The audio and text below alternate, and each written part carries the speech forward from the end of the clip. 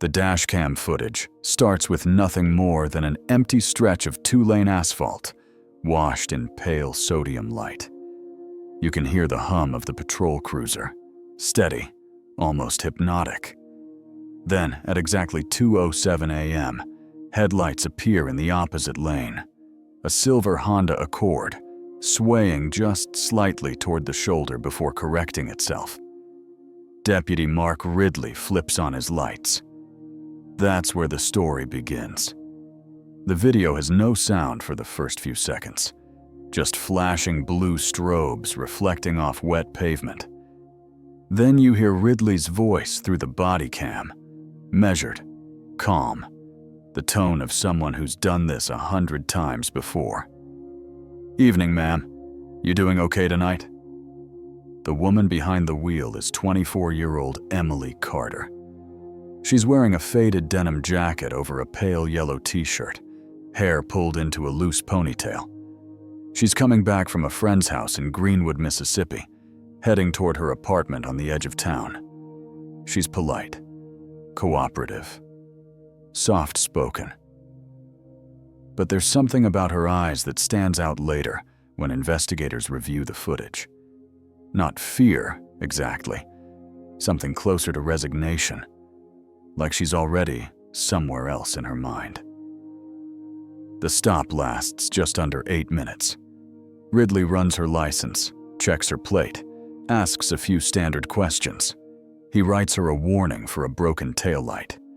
When he returns to her car, she's already gripping the steering wheel again, ready to drive off. He says, "Drive safe, now." And she says, "Thank you, officer." Then the footage ends. No struggle, no raised voices, no sign of distress. Emily drives away into the dark, her taillights fading beyond the reach of the cruiser's camera. That was the last verified moment anyone saw her alive. When Emily's roommate, Sarah Jennings, woke up the next morning, she noticed Emily's side of the room untouched. The bed still made, her phone charger plugged in. She assumed Emily had stayed over at her friend's house again. But by the afternoon, when Emily missed her shift at the diner, Sarah started calling everyone they knew. No one had seen her. By midnight, Sarah was standing in front of the county sheriff's office, filing a missing person report. The deputy on duty, a heavy-set man named Dawson, told her it was probably nothing. "She's an adult," he said. "Probably just took off for a bit." Sarah didn't argue. She just handed him a photo of Emily, smiling, holding her nephew at a 4th of July cookout, and said, "She wouldn't just disappear." In the next 48 hours, things started to feel off. Emily's car wasn't at her apartment. It wasn't towed. It wasn't in any impound lot. Her phone last pinged a signal 2 miles outside of Greenwood, near a stretch of Highway 82, lined with pine trees and old farmland. The signal went dead at 2:31 a.m. That detail would stick with the investigators later, because 2:31 a.m. was just 20 minutes after her traffic stop. But at first, no one treated it as suspicious. The sheriff's office released a short statement calling her voluntarily missing. They cited no evidence of foul play. They didn't interview Deputy Ridley for nearly a week, and when they finally did, his story was simple. He'd let her go. Case closed, at least in his mind. Greenwood was a small town, the kind of place where gossip traveled faster than facts. Within days, local Facebook groups were flooded with speculation. Some said she'd run away with a boyfriend. Others said she'd been pulled into human trafficking. But Sarah refused to let the case fade. She made flyers, contacted news stations, even reached out to a private investigator named Harold Trent, a retired state police detective who'd built a reputation for taking on cases no one else would. Trent met Sarah at a coffee shop downtown. He was in his 60s, calm, careful with his words. When she slid the missing flyer across the table, he studied it for a long moment before asking, "Who stopped her that night?" She told him it was Deputy Mark Ridley. Trent nodded slowly. "Then that's where we start." By the end of that week, Trent had pulled the traffic stop records from the sheriff's department. What he found didn't sit right. The timestamp on the report said 2:07 a.m., matching the dashcam footage. But the dispatch log didn't show Ridley calling it in. Normally, deputies radioed every traffic stop for safety reasons. That night, there was no radio record, no timestamp, no confirmation of license check, no 10-4.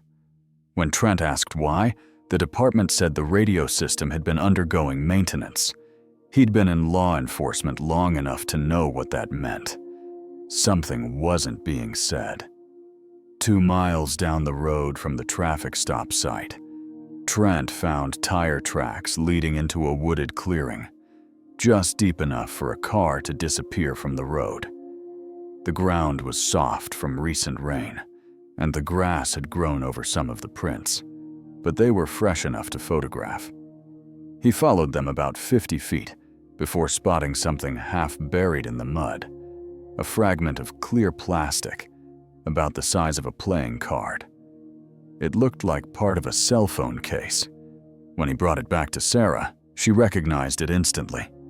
It was Emily's. The sheriff's department wasn't pleased when Trent turned over his findings. They thanked him politely, then stopped returning his calls. Within days, Sarah started getting messages from blocked numbers. First, just silence, then whispered warnings. "Drop it. You're making a mistake." She reported it. Nothing happened.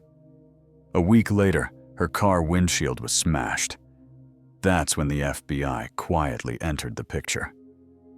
Officially, they came in to assist with technical resources. Unofficially, they'd received a tip, anonymous, untraceable, that a piece of evidence had been removed from the sheriff's storage unit the same week Emily vanished. The evidence log listed it simply as body cam backup drive. The footage on that drive was never meant to be seen. When FBI forensic techs recovered it, they found something strange in the metadata. The original recording of the stop had been edited, spliced cleanly between frames, as if a few seconds of video had been replaced. In those missing seconds, something had happened. Something the sheriff's department didn't want anyone to see. At least, that's what the file notes would later suggest, when the Bureau finally opened their case. For now, all anyone knew was that Emily Carter had vanished after a 2 a.m. traffic stop, and every person meant to protect her was acting like she never existed. And somewhere in a locked FBI archive, buried under evidence tags and sealed folders, sat a corrupted drive with one simple label written in black ink. Carter, Emily, Highway 82. Footage recovered. The FBI's official involvement began quietly, almost like a whisper moving through the department.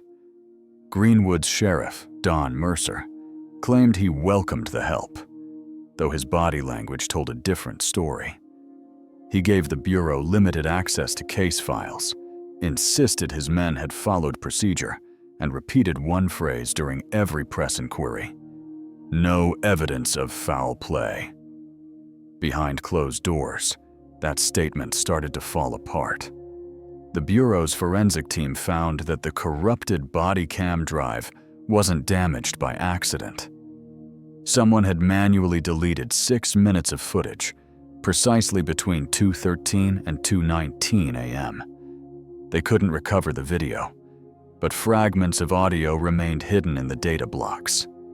When they enhanced it, they picked up faint voices. 2 people were talking. One was definitely Emily Carter. The other was male, calm at first, then sharper, ordering her to do something. Then came a thud, a shuffle, and a sound that no one wanted to name. The analysis was enough to shift the case from missing person to potential homicide. But no one told the public. Special Agent Ryan Hale was assigned lead investigator. He was based out of Jackson, mid-40s, tall, the kind of man who spoke only after he'd fully measured his thoughts. Hale drove the route between Greenwood and Highway 82 3 times before he ever approached the sheriff's office. He stopped at the gas stations, the diner, the empty stretch where Emily had been pulled over. He wanted to see what Ridley saw. The road was narrow, flanked by thick woods. No houses, no lights, no cameras. Only the sound of insects and the hum of distant power lines. He parked at the exact spot the cruiser had been positioned. When he stepped out, the air smelled faintly of rain and asphalt. A good place for something to disappear, he thought. Hale's first interview with Deputy Ridley was professional, but tense. Ridley sat stiff-backed in the interrogations room, hands clasped, eyes darting between the agent and the camera in the corner. Hale started simple. "You were the last person to see her. Walk me through it again." Ridley did. Same details as before. Broken taillight. Warning issued. No signs of distress. She drove off. "Did she seem impaired?" Hale asked. "No, sir." "Did she ask for help? Mention anyone following her?" "No, sir." "Did you leave your cruiser at any point during the stop?" Ridley hesitated, just for a fraction of a second. "No, sir." That pause was enough to set Hale's instincts humming. He slid a printout of the dash cam stills across the table. "This is your car, right? And this frame here shows your headlights off for roughly 30 seconds. Any reason for that?" Ridley's jaw tightened. "Maybe I turned them off to avoid blinding her when I walked back. Happens sometimes." Hale leaned back, studying him. "Except you said you never left the cruiser." Silence stretched between them. The only sound was the faint buzz of the fluorescent light above. Finally, Ridley exhaled. "Look, I did step out, but it was nothing. She said she dropped her ID under the seat. I went to shine my flashlight." The explanation sounded rehearsed. Hale wrote it down anyway. That night, Hale requested a warrant for Ridley's personal cell records. The sheriff's office pushed back, calling it an unnecessary invasion. But once the Bureau's legal division got involved, the data came through. The records showed multiple calls between Ridley and Sheriff Mercer in the early morning hours of May 12th, the same night Emily vanished. One at 2:28 a.m., then again at 3:04, and a final call at 3:17, lasting over 8 minutes. Mercer later claimed they'd been discussing routine patrol reports. But Hale wasn't buying it. 2 weeks into the investigation, a fisherman named Alan Brooks discovered something downstream along the Tallahatchie River. It was an abandoned Honda Accord, half submerged in mud, driver's side window shattered. The license plate matched Emily Carter's. Inside, the car told a story of panic. The driver's seat was pulled forward, as if she'd tried to reach something quickly. Her purse was still on the floorboard, but the contents had been dumped. Wallet empty, keys missing. There was a single handprint smeared on the inside of the window. The autopsy report later confirmed traces of blood beneath the steering wheel. Type O positive. Emily's blood type. And lodged between the seat and the console was a small silver chain. Sarah recognized it immediately. It was the bracelet Emily wore every day. The sheriff's department held a press conference that afternoon. Mercer stood at the podium, his expression grave, but practiced. "We can confirm that a vehicle belonging to Miss Carter was recovered this morning," he said. At this time, there is still no evidence indicating foul play. Sarah watched the broadcast from her apartment, shaking her head in disbelief. "They're lying," she whispered. The FBI noticed the same thing Sarah did. Mercer's timeline didn't add up.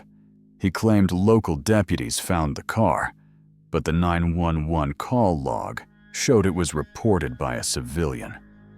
When Hale confronted him, Mercer shrugged. A slip of the tongue. But Hale knew a slip like that wasn't accidental. It was control, an attempt to own the narrative. By the end of June, internal tension was boiling over. The sheriff's deputies stopped cooperating with federal agents. Evidence requests went unanswered. Search warrants got delayed. And Ridley, the officer at the center of it all, suddenly requested medical leave for stress-related issues. He stopped showing up at work. When Hale's team visited his house, the place was spotless. Too spotless. The refrigerator was empty, closets bare, and on the kitchen table lay a folded piece of paper with 2 words written in shaky handwriting. "I'm sorry." No one saw Mark Ridley again. The case took a darker turn that July when the FBI's cyber division recovered fragments from a deleted local server. The files were encrypted, labeled supplemental evidence, but buried inside was something unexpected. A secondary dashcam feed. Different angle, different timestamp. This footage showed Ridley stepping out of the cruiser. He walks to Emily's window. The camera wobbles slightly as he leans in. Then the feed cuts to black. But for half a second before it ends, the reflection in her window catches another figure standing behind Ridley. Not Emily. Not Ridley. Someone else. Hale stared at that still image for nearly an hour. The reflection was faint, but you could make out a broad frame, the edge of a uniform, and something glinting on the chest, like a badge. When he enhanced it, the letters became clearer. Mercer. The sheriff had been there. It was the moment everything changed. The Bureau launched a full internal review of the Greenwood Sheriff's Department. Files were seized, hard drives taken, deputies subpoenaed. And suddenly, the town that had prided itself on being quiet and law-abiding was the center of a federal corruption probe. Hale had seen police corruption before, but never this deep, never this personal. The deeper he dug, the more it became clear. Emily Carter's disappearance wasn't a random act. It was the byproduct of something bigger, an entire system built to hide its own rot. And someone in that department was willing to make sure the truth never saw daylight. 3 weeks later, an unmarked envelope arrived at the FBI field office in Jackson. No return address. Inside was a flash drive and a single sentence written on yellow notepad paper. "Look behind the station." The footage on the drive was grainy, shot on a cheap handheld camera. It showed a wooded area behind the Greenwood Sheriff's Department, floodlights cutting across, the dirt. In the center of the frame, 2 men were digging. One of them was Sheriff Mercer. The other, Deputy Ridley. The timestamp? May 13th, 1 day after Emily vanished. Hale didn't sleep that night. He called his team in before sunrise and issued one order: "We dig." The morning they broke ground behind the Greenwood Sheriff's Department was gray and heavy with fog. The air smelled like wet dirt and diesel. FBI forensics arrived first, setting up tarps, lights, and evidence markers, while local news crews were kept at a distance behind police tape. Sheriff Mercer wasn't there. Neither were any of his deputies. It took less than 2 hours to find what the anonymous tip had pointed to. Beneath a shallow patch of disturbed soil, they uncovered a black plastic tarp bound with duct tape. Inside was a trash bag, and inside that, something pale. A human arm, still wearing a gold bracelet. The forensic lead, a woman named Patricia Ellis, stopped the excavation and called for Hale. When he arrived, she lifted the edge of the tarp just enough for him to see the face beneath it. It was Emily Carter. The body had been buried hastily. Her clothing matched the night of the traffic stop. Her wrists showed ligature marks. The medical examiner would later confirm blunt force trauma to the head and defensive wounds on her hands. Cause of death: homicide. For Hale, the confirmation hit like a weight he'd been bracing for, but hoping not to feel. He stood at the edge of the site, listening to the distant hum of cicadas, trying to process how a routine traffic stop had become a graveyard secret. By midday, news had spread across Mississippi. Local anchors said, "Human remains with cautious neutrality." But everyone already knew who it was. Sarah found out when a reporter knocked on her apartment door, asking for comment. She didn't answer. She sat on the floor, holding the phone, whispering Emily's name like it was the only word left that mattered. By evening, Sheriff Mercer released a statement. He expressed deep sorrow and promised full cooperation with federal authorities. He claimed he'd been unaware of any misconduct in his department and insisted he'd never been present at the burial site. But Hale had that reflection, and that reflection didn't lie. The next step was linking Mercer and Ridley directly to the murder. Evidence from the burial site provided a start. Fibers from a department-issued blanket, tire treads matching Ridley's cruiser, and fragments of duct tape that bore partial fingerprints. But the most incriminating piece came from the flash drive itself. The video file contained hidden metadata that traced back to a computer within the sheriff's own network. The last person to access it was Sergeant Blake Howell, Mercer's right-hand man. When agents brought Howell in for questioning, he cracked faster than anyone expected. He didn't ask for a lawyer. He just stared at the table and said, "I told them this would come back." "Who's them?" Hale asked. "Mercer, Ridley, the others." Howell's statement unraveled a story that had been buried as deep as Emily's body. According to him, the Greenwood Sheriff's Department had been running a quiet operation for years.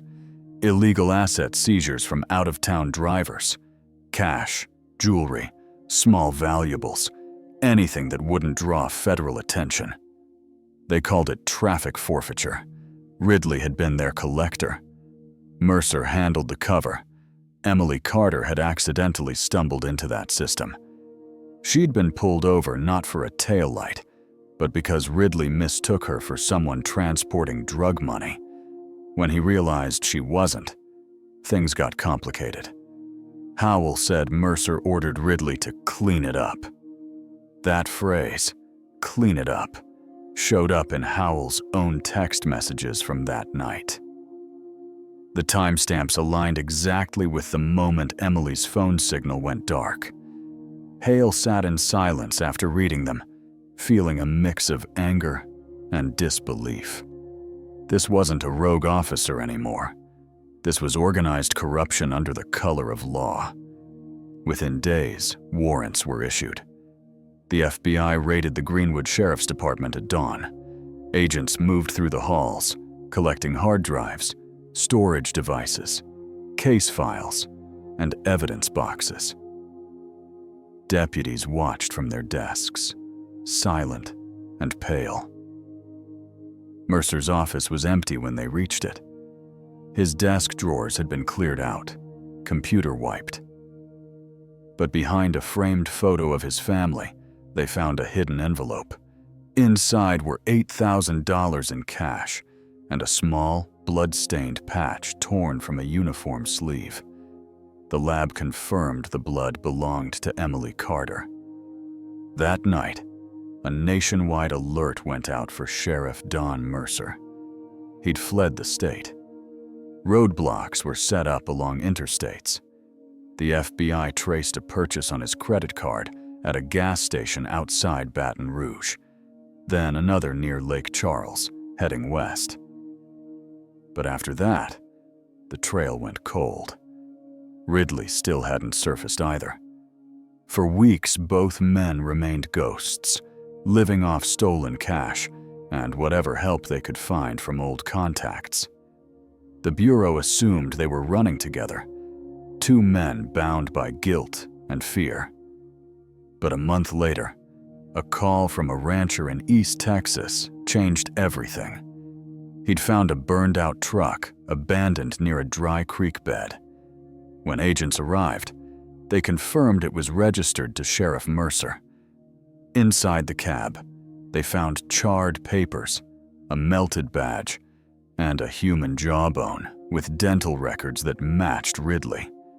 No trace of Mercer. The theory that emerged was that Mercer killed Ridley, either to silence him or out of panic. But without a body, no one could prove it. Hale spent long nights in the field office staring at photos of Mercer's face, wondering what kind of man could murder a young woman, bury her behind his own station, and then destroy his own deputy to keep it buried. Every lead led to dead ends. Bank accounts closed, family unreachable. His wife claimed she hadn't seen him since the morning of the raid. She said he left their house carrying only a duffel bag and his service weapon. But Hale knew men like Mercer didn't just vanish. They adapted. They waited. In September, a letter arrived at the Greenwood mayor's office, postmarked from Houston.